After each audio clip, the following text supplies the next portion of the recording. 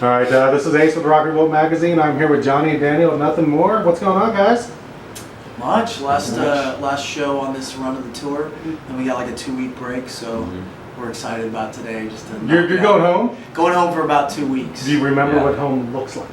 I have a faint memory. It's more of a feeling of a warm place with a refrigerator that's mine and a bathroom that's mine. I just hope my dog recognizes me. I think if she didn't, if she kind of attacked me like a normal, like she does with men right now in general, I'd probably just break down and. Like some Dino type stuff with Fred Flintstone? Yeah. Just, yeah, because you guys aren't ever home. So that's why I was wondering if you remember what it felt like. Because you guys are just, whether you're touring in the States, you're overseas, you guys are just out promoting yourselves. Yeah, and I'm actually with a girl who lives in Baton Rouge, Louisiana, and I live in San Antonio. So I'm either touring or in another city or home. So I'm always. So you really have no clue what you're doing. No, I'm a complete nomad at this point. You have to set the Garmin to get home. Yes. Set the Garmin. Nice. And like I said, you guys are always out touring, promoting the band, which is how you guys have built such a great fan base. Is just being on the road all the time. There was a time frame between your albums, and in between that time frame, it's like you were working on the new album, getting everything perfect, but yet you were still working out on the road. So when that album dropped, everyone was ready. How can you explain how that process actually worked? We always have something turning in the machine, and we're just always looking on the horizon and thinking about ways to accomplish what's coming up. And at the end of our last 3 years of touring on the last record, we were thinking about the next one, and we had to still do a little more touring, so we would set up, we had a plan in place to start accomplishing some of the writing process on the road. So we'd set up like a little recording setup in the green rooms at every venue, and then we'd have, I had like a little studio in the back of the bus. So that's how we started the record. And then went home and spent most of a good year at home just working in the studio. And yeah, we got 9 straight months of just writing it. No touring. It was kind of like we worked 10 to 6 every day in the jam room, just demoing, like getting as many rough demos, whether just musically or music with melody, things like that. And actually in those 9 months, I'd say we were pretty solid on about 80% of the record, and then we went out with Disturbed for a 6-week run that we just like couldn't get past that. Yeah, it's like, Disturbed and Chevelle called, and they want you to play arenas with them. It's like, all right, we'll go back out. No, we're good, man. We're busy. Yeah, we're washing our hair. But that was a really cool experience because we were far enough into the writing, and we'd laid down a lot of the real drums.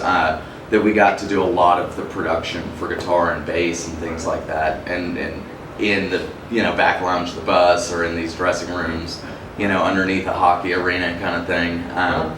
And that was cool. Okay. So you guys treated it like a kind of like a 9 to 5, or even though you're 10 to 6, like a real job during those 9 months. Like that was your job. I'm doing this during the day. Was that kind of weird? We've always kind of structured our life around this band and really treating it like a real thing, like since, we took the vow of poverty, as we call it, like back in 2005. And what that meant is like, we don't get real jobs. We don't do anything to compromise the success of what we've all committed all of our energy to, right. So that's always kind of been the mantra. I mean, so, it's like owning a private business, though. Sometimes it's like, what 60 hours of the week do I want to work? It's not really necessarily a 9 to 5. Yeah, we have more flexibility than a normal job because we kind of set our own schedules. But it's important to set your own schedule, because if you don't, hours slip by here and there, and it all adds up, and you really don't come out with a good record.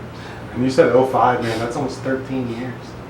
Yeah. Oh, that was when. Yeah, that's when I joined. That's when I graduated high school. Did you just have like a holy shit moment? It's been almost 13 years. I think about it. Every 4 days. I feel like 13 years. What happened?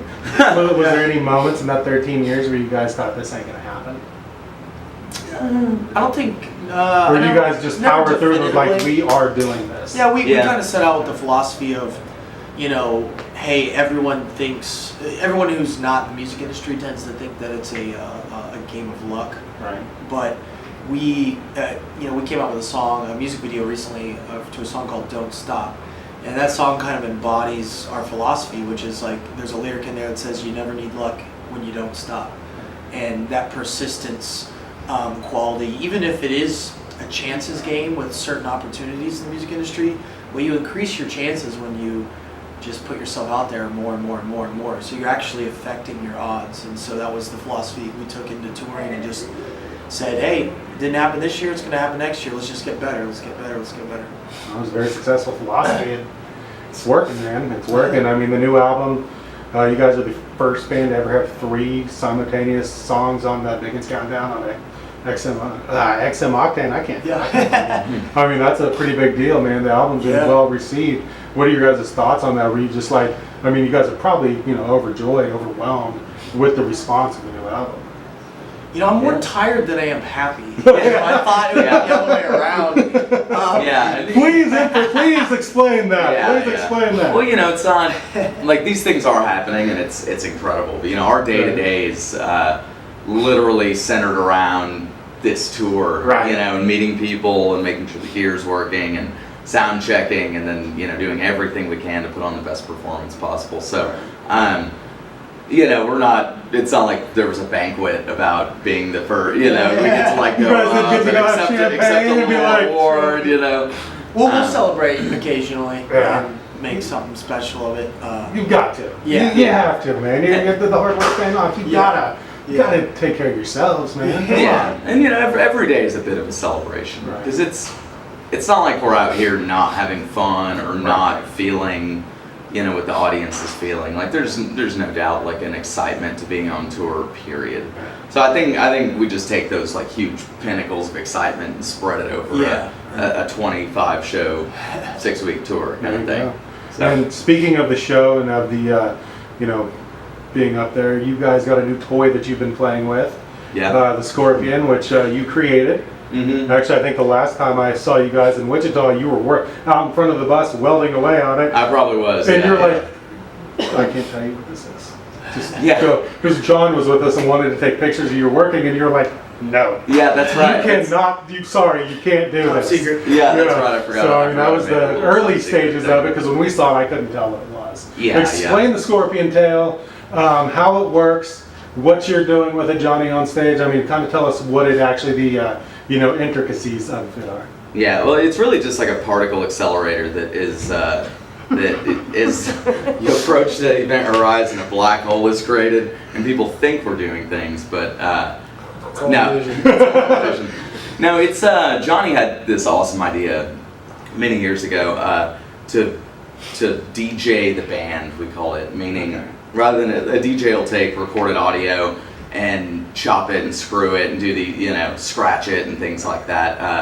And it's always neat, but Johnny found a program and this little device that allowed him to pipe all the instruments through the computer. Okay. And while we're just jamming a chord progression, he's like taking over what we're playing with either like kind of tremoloed huge stutter edits or dive bombs, like pitching things around, adding effects, stuff like that.